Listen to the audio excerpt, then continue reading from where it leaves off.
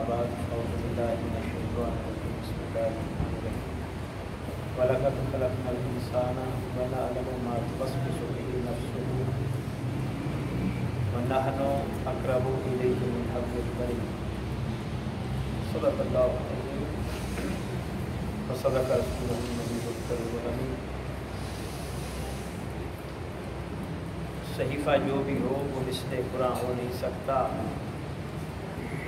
बिना इश्क़ नबी ईमान पुख्ता हो नहीं सकता। और जो कहे या मोहम्मद और जाए दोज़ख में मोहम्मद मुस्तफ़ा को ये गवारा हो नहीं सकता। अल्लाह जल्ल मजदूह का शुक्र व एहसान बजा लाते हैं कि रब्बुल इज़्ज़त ने हमें अपनी बारगाह में हाज़िरी की तौफ़ीक़ अता फरमाई। सूरह काफ की आयत नंबर 16 को तिलावत किया है। इसमें अल्लाह जल्ल मजदूह फरमाते हैं वलक़द ख़लक़नल इंसाना, बेशक हमने इंसान को पैदा किया, हमने पैदा किया। व नअलमु मा तुवस्विसु बिही नफ्सुहु, और हम जानते हैं जो कुछ उसके नफ्स के अंदर वस्वसे हैं, हम उनको जानते हैं। जो जिसने कोई चीज़ बनाई होती है ना, उसको उसकी खूबियों का भी पता होता है, खामियों का भी पता होता है। इसलिए अल्लाह ने फरमाया कि हमने, हालांकि ये न भी फरमाते, इतनी बात भी कह देते कि हम जानते हैं तुम्हारे दिलों के वसवसों को, तो बात ठीक थी। तो अल्लाह ने फरमाया हमने पैदा किया सो हम जानते हैं। वो यह बता दिया कि पैदा करने वाला जाना करता है। हम जानते हैं जो कि तुम्हारे दिलों में वसवसे हैं। क्या तुम सोचते हो, क्या करते हो, तुम्हारी नीयतें क्या हैं, तुम्हारा खुलूस कितना है, तुम किस अखलास के साथ इबादत करते हो, तुम्हारा सर सजदे में होता है, तुम्हारा दिल कहाँ होता है, तुम्हारा जिस्म खुदा की बारगाह में खड़ा होता है, तुम्हारा ध्यान कहाँ जा रहा होता है, तो सारा कुछ जानता है, उसको पता है। 16,000 कहते हैं कि 16,000 ज़बानें दुनिया में बोली जाती हैं। 16,000 ज़बानें। वो अल्लाह ताला सारी ज़बानों में मांगने वालों को जानता है। जो जिस ज़बान में भी मांगता है अल्लाह उसी ज़बान में उसका मांगना जानता है। फ्रांसीसी में कोई मांगेगा दुआ तो क्या अल्लाह को नहीं पता कि ये क्या मांग रहा है? फिर वो रब किसका है अगर अपने बंदों की ज़बान से ही वाकिफ़ नहीं है? अगर कोई सराइकी में बोलेगा तो नहीं पता रब को। सिंधी, पश्तो, बलोची, चाइनीज़, हर ज़बान जानता है। 16,000 ज़बानों को अल्लाह जानता है। इससे भी कोई ज़्यादा है तो वो भी रब जानता है, क्योंकि वो सब का रब है। हालांकि ज़बान तो क्या, वो 7 अरब लोगों के दिलों की कैफियत को भी जानता है। सुभान अल्लाह। कि लोग दिल में क्या नीयत लेकर आए हैं वो सबको जानता है। वो जो कोई कहता है उसको जानता है। वअल्लमल आदम अल-अस्मा कुल्लहा, हमने आदम को हर चीज़ के नाम बता दिए हैं। अगर हम किताब को उर्दू में किताब कहते हैं तो इंग्लिश में इसको बुक कहते हैं। तो हर चीज़ का अलग अलग नाम है, हर ज़बान में अलग अलग है। तो आदम अलैहिस्सलाम को कहा हमने हर चीज़ के नाम बता दिए हैं। तो गोया जितनी ज़बानों में उस चीज़ के नाम बोले जाते हैं आदम अलैहिस्सलाम को भी सब पता था, क्योंकि आदम अलैहिस्सलाम की कोई अपनी उसमें काबिलियत नहीं थी बज़ाहिर कि वो पढ़ते रहे, ज़बानें सीखते रहे, बोलते रहे। नहीं, वअल्लमा, हमने सिखा दिया है। अल्लाह ने सिखा दिया है। तो अल्लाह इन्नल्लाह अला कुल्लि शैइन कदीर, वो हर चीज़ पर कादिर है, कुछ भी सिखा सकता है। फिर फरमाया हमने पैदा किया है इंसान को, हम उसके नफ्स के वसवसों को जानते हैं जो उसका नफ्स उसके दिल में डालता रहता है। फिर आगे फरमाया अगर किसी को यकीन ना आए तो फिर अगली बात भी कर दी। फरमाया वनहनु अक़रबु इलैहि मिन हब्लिल वरीद, हम उसकी शाह रग से भी उसके ज़्यादा करीब हैं। تمہیں شاید اپنے آپ کا اتنا پتہ نہ ہو جتنا رب کو پتہ ہے، اور حقیقت بھی یہی ہے، ہمیں نہیں پتا کہ ہم نے کل کیا کرنا ہے، رب کو پتا ہے کہ ہم نے کیا کرنا ہے۔ ہمیں نہیں پتا ہمارا انجام کیا ہے، رب کو ہمارے انجام کا بھی پتا ہے۔ ہمارے بارے میں ہم سے زیادہ ہمارا رب جانتا ہے۔ کیا کر کے آئے ہم بھول گئے، ہمیں نہیں پتا، یاد نہیں رہا، اللہ کو پتا ہے کہ کیا کیا کرتے رہے ہو۔ پلان نیکسٹ کیا ہے، ہم پلاننگ کریں بھی تو اس میں یاد نہیں رہتا کہ یہ میں نے پلان کیا تھا۔ بازار جانا ہو 5-6 چیزیں لینے کے لیے تو 2-4 بھول جاتی ہیں، ایک تو لازمی اللہ ماشاءاللہ بھول جاتی ہے۔ تو اقبال صاحب تو لکھ کر لے کر جایا کرتے ہیں ماشاءاللہ، اب دھیان نہیں ہے میرے خیال ہے، چلے ٹھیک ہو گیا۔ تو مقصد کہنے کا یہ ہے کہ ہم بھول جاتے ہیں اپنے بارے میں، لیکن اللہ جل مجدہ بھولتا، اس کو پتا ہے کہ میرا بندہ کیا کر رہا ہے، اس نے کیا کرنا ہے، اس کا انجام کیا ہے، اس کا ماضی کیسا تھا، اس کا حال کیا ہے، اس کا استقبال کیا ہوگا۔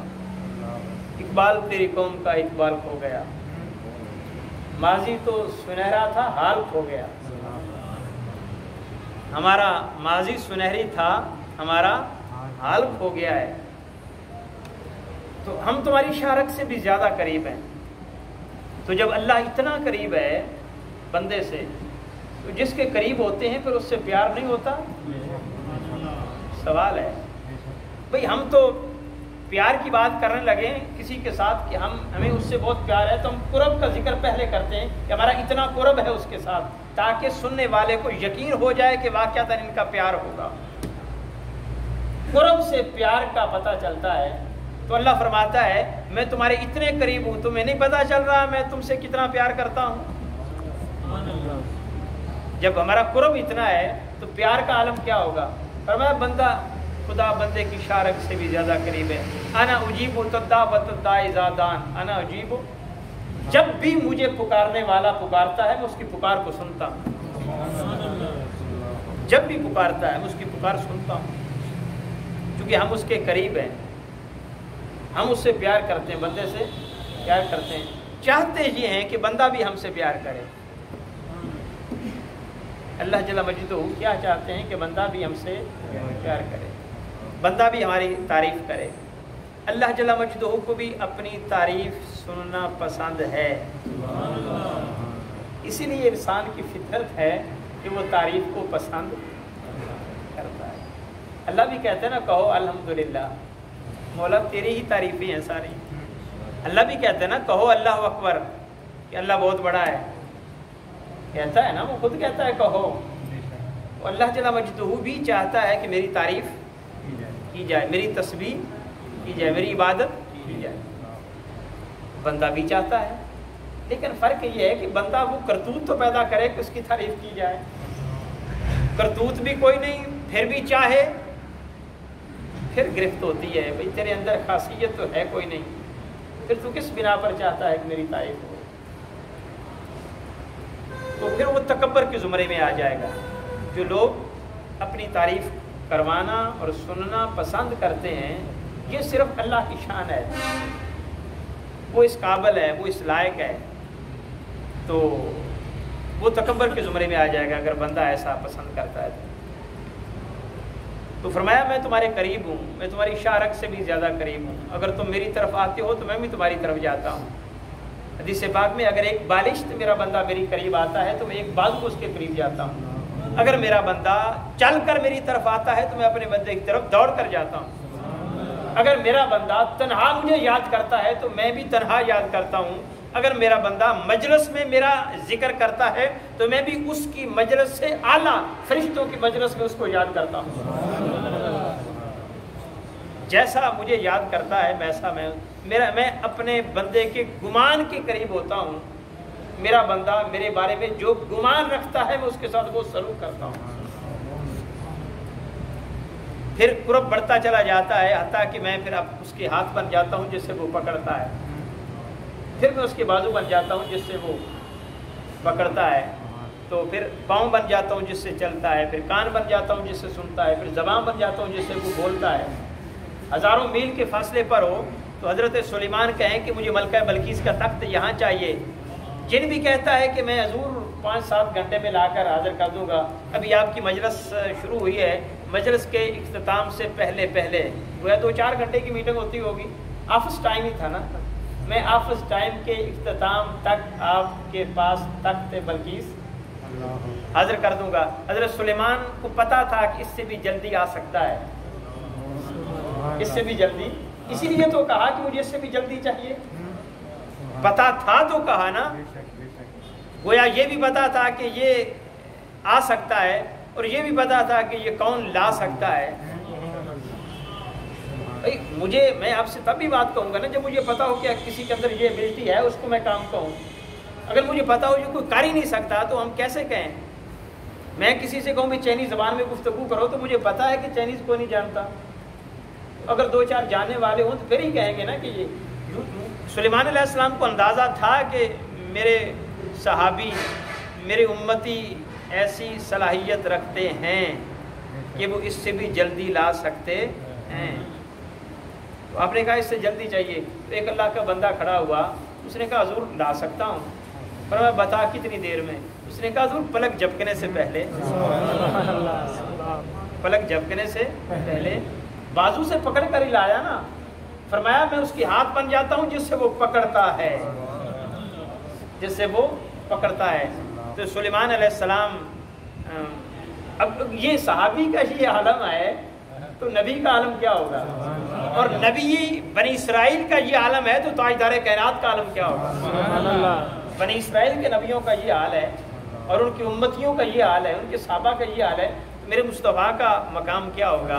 ان کی پاور، ان کی طاقت کیا ہوگا؟ بیٹھا ہے چٹائی پہ مگر عرشے بری۔ تو یہ نبی مکرم صلی اللہ علیہ وسلم کی عظمت۔ تو فرمایا میں بندے کی اشارہ سے بھی اس کے زیادہ قریب ہوں، میرا بندہ جب بھی مجھے پکارتا ہے تو میں اس کی پکار کو سنتا ہوں۔ اگر میرا بندہ کہتا ہے یا اللہ تو میں کہتا ہوں جی میرے بندے، مان جائیں اس کی کرم پر۔ اگر میرا بندہ مجھے کہتا ہے نا یا اللہ تو میں کہتا ہوں جی میرے بندے۔ اگر میرا بندہ ایک بار کہتا ہے تو میں 10 بار کہتا ہوں جی میرے بندے۔ فاذکرونی اذکرکم، تم مجھے یاد کرو میں تمہیں یاد کروں گا۔ کلیئر کہہ دیا، تم مجھے یاد کرو میں تمہیں یاد کروں گا، جتنا کرو گے اس سے زیادہ کروں گا۔ اور یہ ہے کہ جب بندہ یاد کرتا ہے تو بندہ عمل کرتا ہے، اور عمل کرتے کرتے ایک وقت آئے گا کہ اس کا عمل رک جائے گا۔ دنیا سے پردہ کر گیا تو عمل رک گیا، لیکن جب اللہ یاد کرتا ہے وہ جب تک زندہ ہے اور وہ ہمیشہ تک زندہ ہے تو پھر اللہ ہمیشہ تک ہی اپنے بندے کو یاد کرتا رہے گا۔ اسی لیے تو کہا نا کہ یہ جو اللہ کو یاد کرتے رہے لوگ، ہزاروں سال کے بعد بھی وہ داتا داتا نہیں ہو رہی، غوث غوث کے نعرے بلند نہیں ہو رہے۔ نہ ہمارا مسلک تھا غوث کے ساتھ ملتا، مسلک بھی نہیں ملتا تھا، وہ حنبلی ہیں ہم حنفی ہیں، علاقہ بھی نہیں ملتا، زبان بھی نہیں ملتی، کوئی رشتہ خون بھی نہیں ملتا، پھر کیا ہے کہ غوث غوث کے نعرے بلند ہوتے رہتے ہیں۔ کوئی اور رشتہ نہیں ہے سوائے اس کے کہ وہ دنیا پر خدا کا ذکر کرتے رہے۔ اللہ نے اپنے ذکر کرنے والوں کی محبت اپنے بندوں کے دلوں میں ڈال دی ہے۔ یہ اس کا کمال ہے کہ وہ اپنے بندوں کے دلوں میں اپنا ذکر کرنے والوں کی محبت ڈال دیتے ہیں۔ کسی کے مقام کو سمجھنا ہو کہ یہ اللہ کا ولی ہے تو بڑا آسان طریقہ ہے کہ لوگ اس سے محبت بغیر مفاد کے کرتے ہیں کہ مفاد پر مبنی محبت ہوتی ہے۔ اگر لوگ اس سے محبت بغیر کسی مفاد کے کرتے ہیں، اللہ اور اس کے رسول کی رضا کی خاطر کرتے ہیں، تو سمجھ لو یہ اللہ کا ولی ہے۔ ابتدائی سٹیج پر ہی صحیح، لیکن اللہ اس سے پیار کرتا ہے،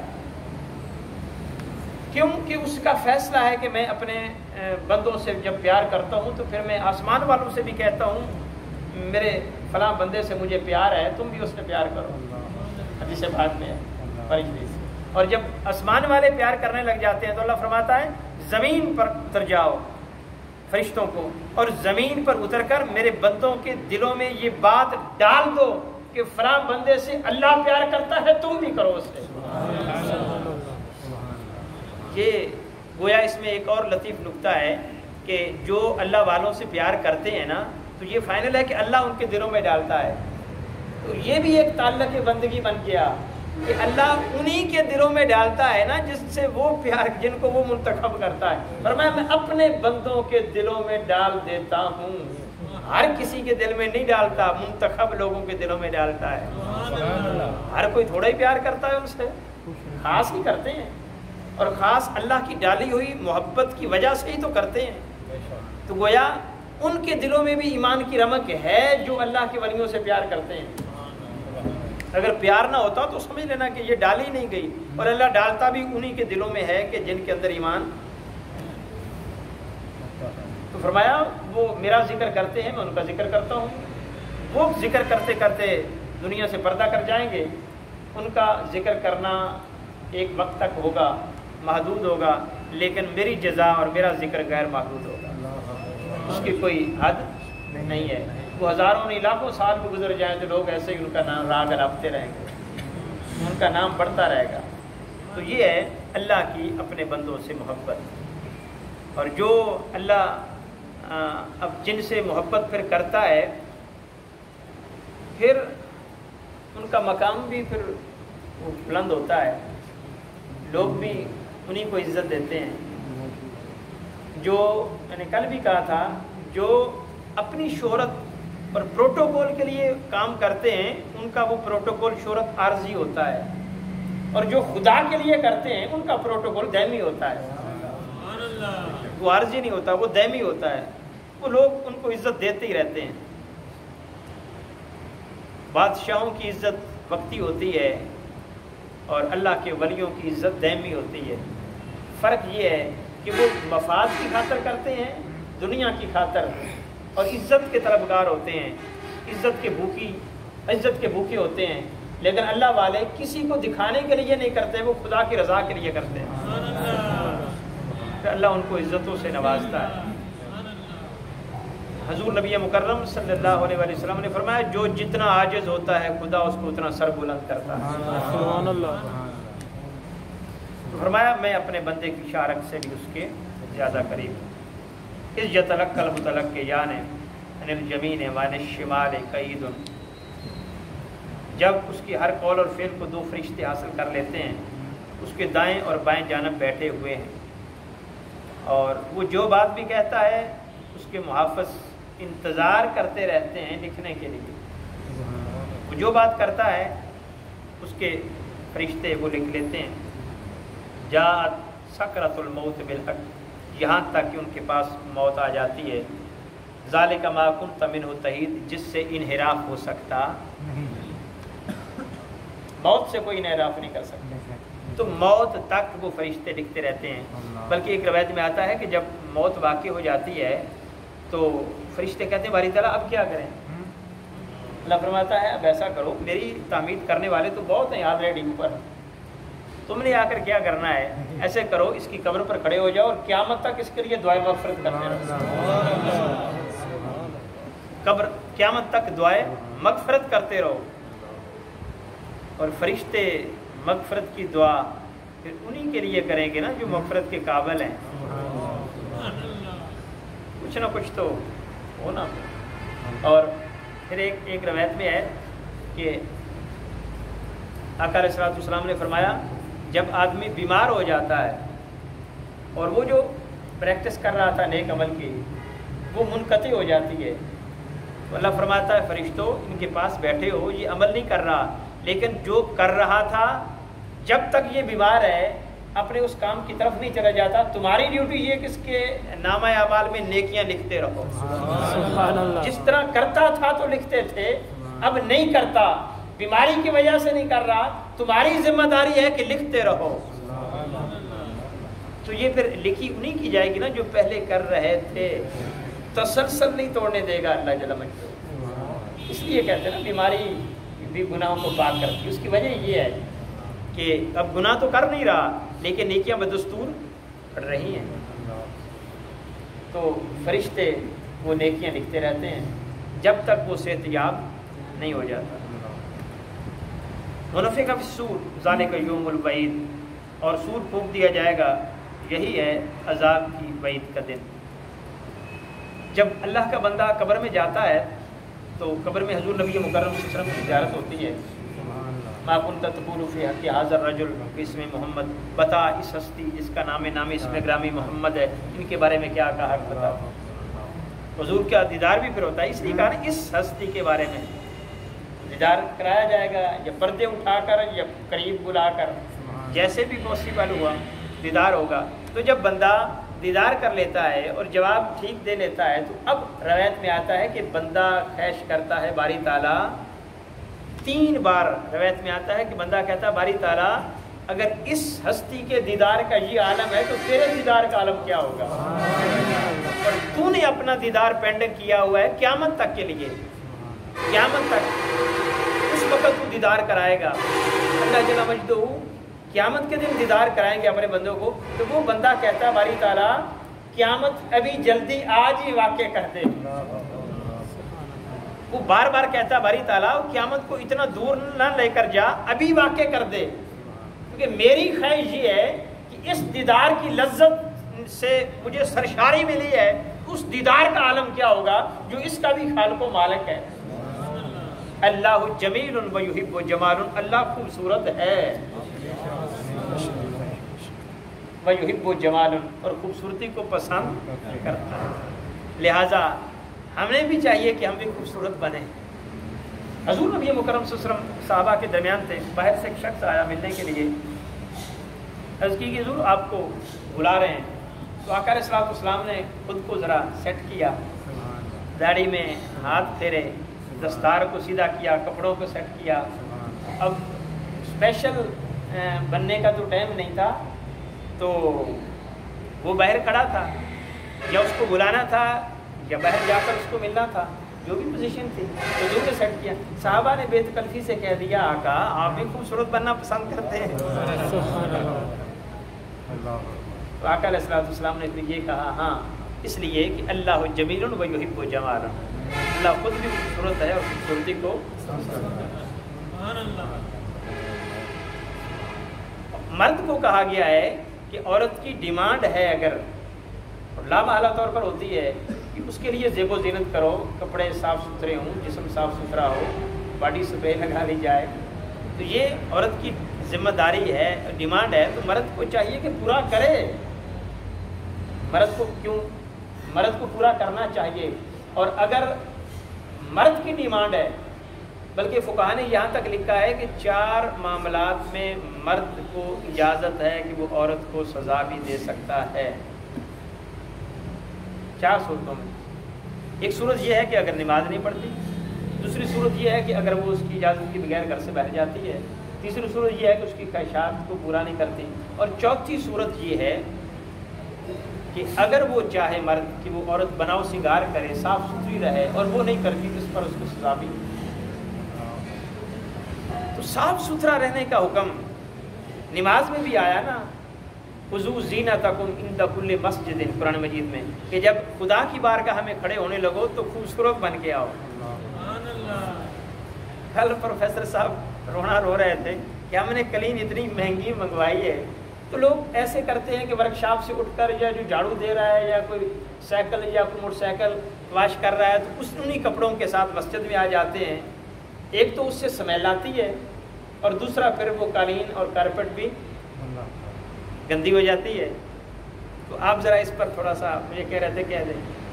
حالانکہ ہم نے سامنے لکھ کر لگایا تھا، اور جب یہ آیا مقدسہ لکھی تھی تب بھی میرے ذہن میں یہی تھا. میں نے کہا تھا کہ اس کو لکھو کہ اللہ کی بارگاہ میں جب آئیں تو خوبصورت بن کر آئیں. یار ہم کسی ولیمے پہ جانا ہو چلیں تو ہم ذرا سیٹ نہیں ہوتے کہ لوگ ہوں گے وہاں، لوگوں کے سامنے میرا اچھا ہونا چاہیے. بڑے سے کسی سے ملاقات کرنی ہو تو اپنے آپ کو سیٹ کر کے جاتے ہیں. بھئی خدا تو سب سے بڑا ہے، اس کی بارگاہ میں آنے کے لیے تو ہمیں بہت اچھا لباس پہننا چاہیے، صاف ستھرا پہننا چاہیے. حضور نے یہاں تک کہا نہیں، میرے ذہن میں آپ نہیں تھے، بالکل نہیں تھے، بالکل نہیں تھے میرے ذہن میں.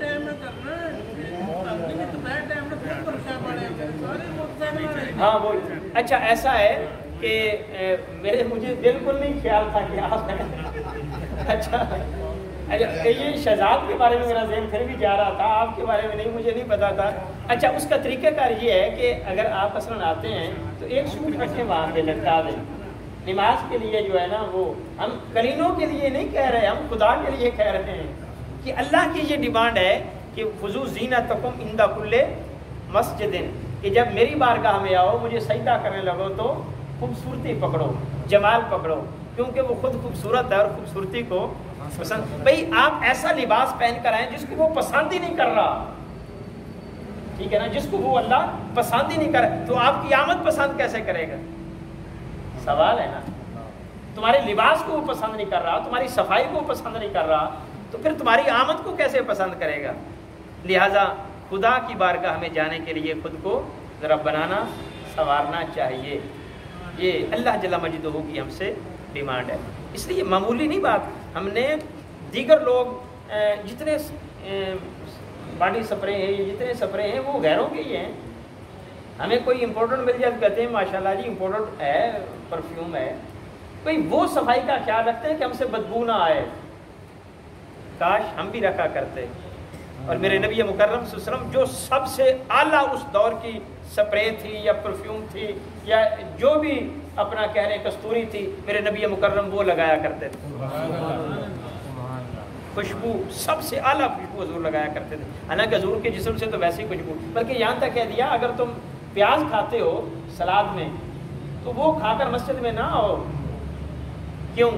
اس سے سمیل آتی ہے۔ بھئی حالانکہ کتنی کا آتی ہے، ہم کھاتے ہیں، ہمیں تو کبھی نہیں محسوس ہوا، لیکن پھر بھی آتی ہے نا۔ لیکن ہم نے کبھی یہ فیل ہی نہیں کیا کہ ہم پیاز کھا کر مسجد میں جا رہے ہیں، کیونکہ ہمیں اندازہ ہی نہیں ہے۔ کئی چیزیں ہیں جن کا ہمیں پتہ ہی نہیں کہ ہم نے کرنی ہے کہ نہیں کرنی۔ کبھی کسی نے کہا میں نے پیاز کھایا تو یار میں نے ابھی نہیں جانا، میں نے اوپر گڑ کھانا ہے یا کچھ میٹھا کھانا ہے تاکہ اس کی سمیل، کبھی ہم نے کیا؟ حالانکہ حضور نے منع کیا ہے۔ تو اگر اتنی سی سمیل بھی اللہ اور اس کے رسول کو گوارا نہیں ہے تو ہم تو نہائے دھوئے بغیر جو آ جاتے ہیں تو وہ سمیل کیسے؟ یہ جو مسجدوں میں ٹوائلٹ کا اہتمام ہوتا ہے اس کی مین وجہ یہ ہے کہ اگر باہر سے سمیل وغیرہ اس کے جسم سے آ رہی ہے تو تاکہ وہ آ کر ذرا فریش ہو جائے، نہا لے، لیکن اگر اس کے تالے نہ لگے ہوئے ہوں تو تاکہ نہا کر وہ تھوڑا سا نا صاف ستھرا ہو جائے۔ تو یہ بھی اصل میں حکمت یہ تھی، جو مسجدوں میں غسل خانے بنے ہوئے تھے نا، اس کی حکمت یہ تھی تاکہ لوگ مسجد میں آئیں، فریش ہوں، پھر اللہ کی بارگاہ میں حاضر ہوں۔ یہ حکمت تھی، صفائی حکمت بنیادی طور پر۔ دعا ہے اللہ جل مجدہ عمل کی توفیق عطا فرمائے۔